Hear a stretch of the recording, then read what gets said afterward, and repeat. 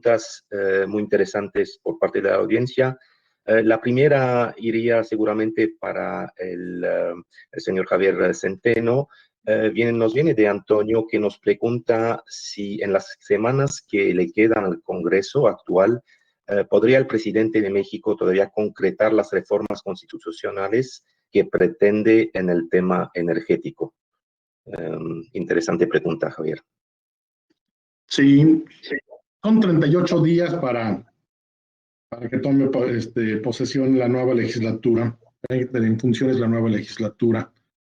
En 39 días es cierto que en este momento tienen una mayoría calificada en la Cámara de Diputados. Sin embargo, en el Senado hay un freno de mano porque no tienen ahí la mayoría calificada. En las legislaturas de los estados, si mal no recuerdo, son 19 que creo que con alianza pueden alcanzar también la mayoría que se requiere en términos constitucionales para poder aprobar cualquier reforma constitucional. Sin embargo, aquí el tema sería muy, muy debatido. No se ha convocado todavía una sesión extraordinaria, que quedan muy pocos días. Por otro lado, hacer una reforma constitucional en esta materia para retrotraer prácticamente y volver a regresar al monopolio del Estado, pues tendría que ser una iniciativa pues muy omnicomprensiva, porque la reforma del 14 no solamente fue eliminar, digamos, esa parte del 27 constitucional, sino que también se incluyeron toda una serie de presupuestos para llevar a cabo digamos, el desarrollo del sector eléctrico. Y entonces sería muy discutida. Creo que las posibilidades son muy bajas, muy, muy, muy bajas.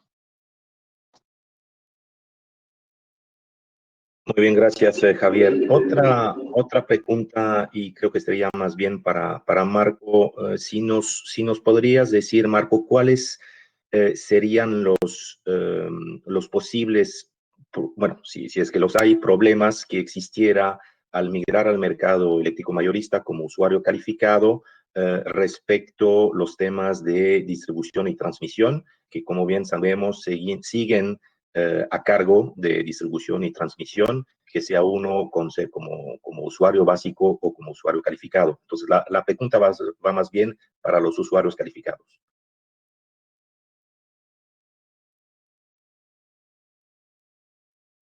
Ok, gracias, Loren. La respuesta muy concreta sería no, ya que, como sabemos, CFE es una empresa que se ha separado jurídicamente. CFE Transmisión y CFE Distribución, que son los que operan, mantienen las líneas, a final de cuentas son las mismas, y son las mismas líneas que ya existían, y por lo tanto es la misma confiabilidad que actualmente tienen. Entonces, por lo que es confiabilidad, eso no cambia para nada. Por lo que es servicio o atención de CFE, de la misma manera. No se trata de todos somos clientes de CFE Transmisión y de CFE Distribución. Entonces, no importa si estás en suministro calificado o en suministro básico. Su manera de operar es la misma para todos los centros de carga. Incluso sus KPIs de operación tampoco cambian. Entonces, en realidad, no existe ninguna diferencia entre ser usuario básico o ser usuario calificado. El servicio de transmisión y distribución es exactamente el mismo, con sus mismas obligaciones y tiempos de cumplimiento. Perfecto, muy bien. Otra pregunta creo que vale la pena atender aquí es, ya estando en el MEM, una vez ya como usuario calificado, ¿cuáles son los instrumentos de proyección que tenemos, que puede tener el usuario para trabajar y evitar picos de alto precio, como lo que sucedió en febrero pasado, con lo que pasó con el Polar Vortex y hubo un desabasto de gas, en particular en el noreste del país? Bien, ahí de inicio, ahora que ya se pasó por la experiencia, también algo que es muy importante es ver qué tipo de producto tienen al final del día. Hablando de lo que son picos de costes, por ejemplo, quien está ligado al gas, por ejemplo, que tiene un contrato ligado al gas, pues obviamente estuvo muchísimo más expuesto al incremento de esa tarifa. Sabemos que llegó a estar en tarifas no vistas y realmente nunca vistas. Sin embargo, hay quienes hayan tenido o puedan poner coberturas de precio en ese tipo de contratos que les ayuden a tener una certeza en el manejo de los presupuestos. A su vez, también existen contratos que sean de tarifa fija, que a su vez les permitan no estar vinculados a un precio de un combustible, sino a una tarifa ya previamente acordada con su suministrador. A final de cuentas, también tendría que revisarse lo que es el manejo de las tarifas o de las cláusulas de causa de fuerza mayor que pudieran ser invocadas con un suministrador en un caso de precisamente estado de alerta del sistema del SENACE, como lo llegó a pasar. Aquí lo que ayuda mucho es la preparación, la anticipación. El qué pasa si, como ya una vez ocurrió en febrero, poder aplicar un contrato, sobre todo pensando en proteger la tarifa del usuario. Lo que es el acceso a la red, bueno, eso ya lo dictamina el SENACE en su momento en algún caso de estado de alerta. Correcto. Y en ese capítulo todavía un poquito técnico, pero creo que vale la pena atenderla. Un participante pregunta si al migrar al MEM se puede todavía agregar cogeneración, es decir, si se puede tener las dos opciones al mismo tiempo. Sí, existe la figura de poder generar sin conectarse a la red. Entonces, es un tema que precisamente se puede ver. También existe el tema de la representación, colocar una generación en sitio que a su vez pueda ser representada por el suministrador calificado. La respuesta es sí, tendría que revisarse los esquemas. Como sabemos ahora, cada centro de carga solo puede ser representado por un suministrador calificado, pero si esta a su vez hace la representación de la generación, pues puede hacer ese enroque. Perfecto. Tengo otra pregunta para Javier, Javier Centeno. Javier, ¿nos podrías decir cuáles pudieran ser los acuerdos ganar-ganar entre el gobierno y los nuevos actores del sistema, del mercado en general, que permita darle más participación a CFE?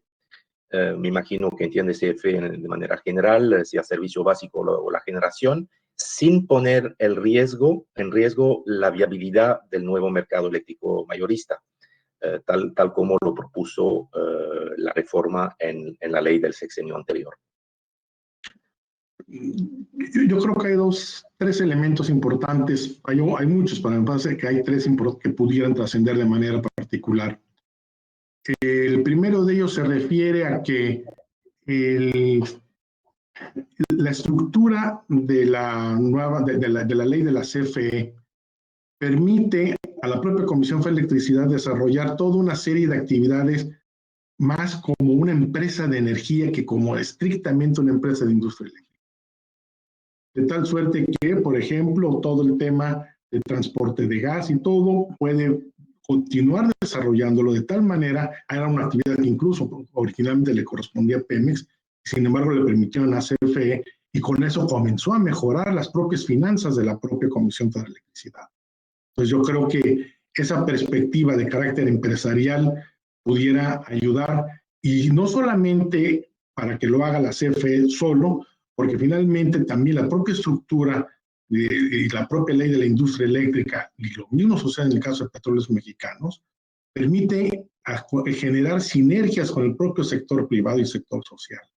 Quien podrían eventualmente generar muchos proyectos nuevos, participando de manera conjunta, aprovechando la infraestructura tan vasta, tan amplia y con tanta presencia en todo el país que tiene la Comisión Federal de Electricidad. Y ahí encontrar modelos y proyectos de generación conjunta y también hasta de la propia suministro y comercialización. Y también tenemos otro tema, bueno, si bien es cierto que forma parte del área estratégica y que me estoy refiriendo al tema del transporte y la distribución, donde también hay grandes necesidades y no hay tantos recursos, la propia Constitución establece que las leyes establecerán la manera como el sector social y el sector privado pudieran participar con el gobierno federal en la ejecución y el desarrollo de todas estas actividades. Es algo que todavía no está explorado ni está definido, y me parece que hay mucho que hacer y además CFE puede tomar y abanderar muchos de estos proyectos sin perder incluso el control, pero al mismo tiempo generando proyectos productivos que beneficien al país y no necesariamente tratándose de quedar con un mercado en el que no va a tener capacidad para poder responder al mismo. Muy bien, ¿cómo dirías entonces tú, cómo ves la evolución de la inversión extranjera en proyectos de generación en México, dado esos comentarios que acabas de hacer? A mí me parece que, desde luego siempre existe un riesgo, pero es un riesgo medido, menor. En estos momentos y en estos días ha sido del dominio público, se han generado incluso hasta algunas cartas producidas por legisladores norteamericanos, donde están pidiendo al gobierno, a su gobierno que establezca comunicación con el gobierno mexicano para poder insistir en que las acciones deben de ser acordes y deben de ser empatadas con los contenidos del Tratado de Libre Comercio. Me parece que estas inversiones son viables, tienen futuro, porque existen muchos medios de defensa y en el peor de los casos existe la obligación de indemnización a cargo del gobierno mexicano, que desde luego los mexicanos no nos gustaría que llegáramos a esos extremos, porque finalmente va en perjuicio del país, pero finalmente así es la norma, se protege la inversión. Gracias, Javier. Muy interesante. Marco, otra pregunta y creo que vale la pena realmente atenderla. Creo que mucha gente obviamente ha vivido lo que pasó iniciando el año y se está preguntando cómo nos podemos preparar mejor para anticipar potenciales riesgos de desabasto en la próxima temporada invernal. Me imagino que se refiere aquí, obviamente, nuevamente al tema que ocurrió en febrero, ¿no? Sí, gracias. Bueno, a final de cuentas, el desabasto ocurrió debido como decíamos, el Polar Vortex, que ocasionó un problema con lo que es el suministro de gas, y también ocurrió el proceso el propio frío, que tuvo un abatimiento de ciertas centrales de generación, que al bajar la capacidad del sistema, la potencia en el sistema, pues se tuvo que también tratar como un estado de emergencia para controlar la demanda. A final de cuentas, en lo que corresponde a el suministro, la disponibilidad de energía en el sistema, pues corresponde al manejo que tenga el SENACE en comunicación tanto con los generadores CFE privados como en los suministros de los recursos para precisamente poderla tener, o sea, para que mantenga el sistema activo. Yo creo que lo que pueden hacer los centros de carga es asegurar las condiciones en las que se puedan mantener ellos operando mientras existe energía del sistema, mientras el SENACE no tome una acción de sacarlos del sistema para protegerlo, ¿vale? Como puede ser, por ejemplo, ¿qué pasa si entra un estado de causa de fuerza mayor? Si el suministrador tuviera que entrar en fuerza mayor, porque al final de cuentas, mientras el SENACE permita la actividad del sistema, el centro de carga va a consumir esa energía. Entonces, yo creo que lo mejor que puede hacer es prepararse de qué pasa y bajo qué circunstancia sigo consumiendo esa energía. Entonces, teniendo esa previsión, yo creo que es como va a salir mejor liberado de este tipo de eventos.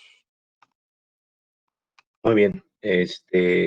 Otra pregunta, creo que también tal vez un poquito confusa, pero hay materia de aclarar seguramente.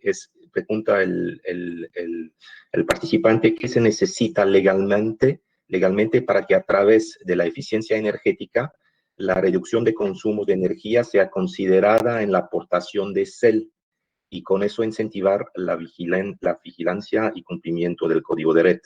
Entonces, ahí sí creo que hay necesidad de aclarar un poquito nuevamente lo que es el CEL en comparación con código de red, ¿verdad?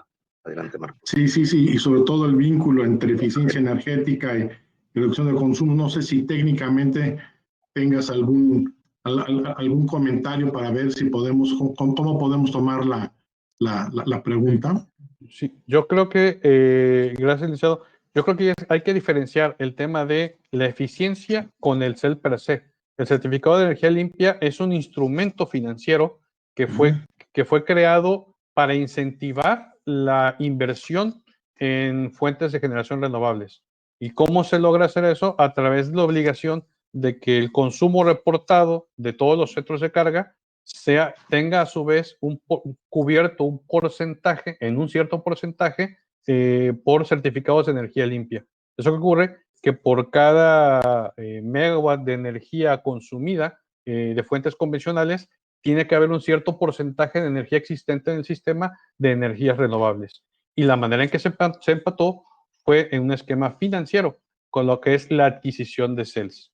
Y eso a su vez, ese CELS crea un mercado que incentiva a los inversionistas a instalar fuentes de generación renovable. Y a través del consumo se crea esa obligación de cumplimiento. Entonces, y yo creo que es separado en su contexto de lo que es la eficiencia en los propios procesos de la energía. Obviamente eso tiene un impacto real, tangible, en lo que son las emisiones, pero no sería junto con la obligación financiera de los CELS. No sé si tuvieras algo de iniciado que agregar. No, yo creo que quedó muy claro. En forma, tengo aquí una última pregunta, creo que nos puede servir un poquito de conclusión al debate de hoy, para no comer demasiado tiempo de los que nos están escuchando.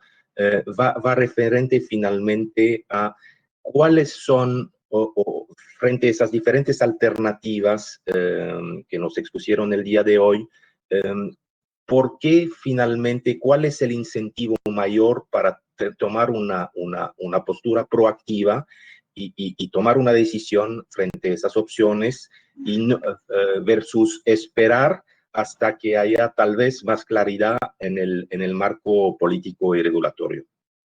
Ahí tal vez los dos, tal vez primero con Javier. A mí me parece que finalmente la oportunidad de las inversiones y el rendimiento de las mismas se generan a veces en momentos en que puede haber algunas dudas o mayor crisis. Y yo creo que dar un paso en esos momentos cuando existen, a mi parecer, riesgos controlados, pueden redundar en mayores beneficios para las personas que están haciendo inversiones en este momento. Correcto. Marco, ¿qué más pensarías?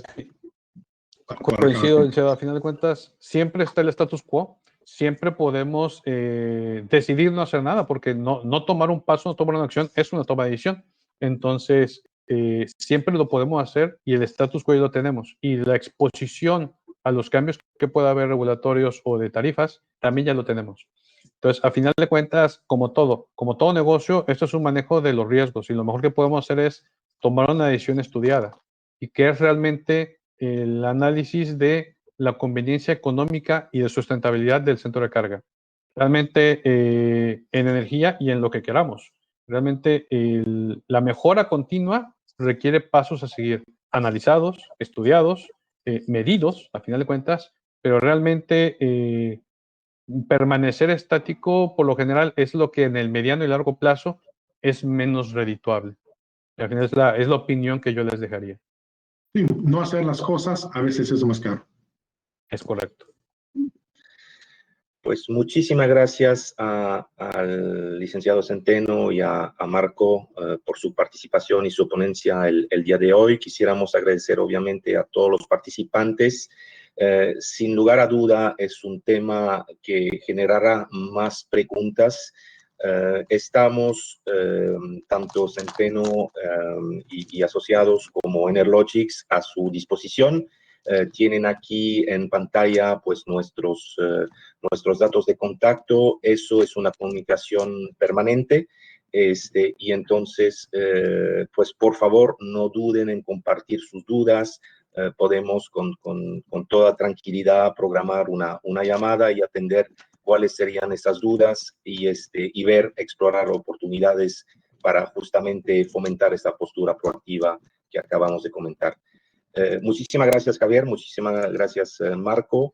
y estamos pendientes de sus futuras comunicaciones. Muchísimas gracias y que tengan un excelente día. Gracias. Muchas gracias a todos. Igualmente, muchas gracias. Gracias a todos y estamos a sus órdenes.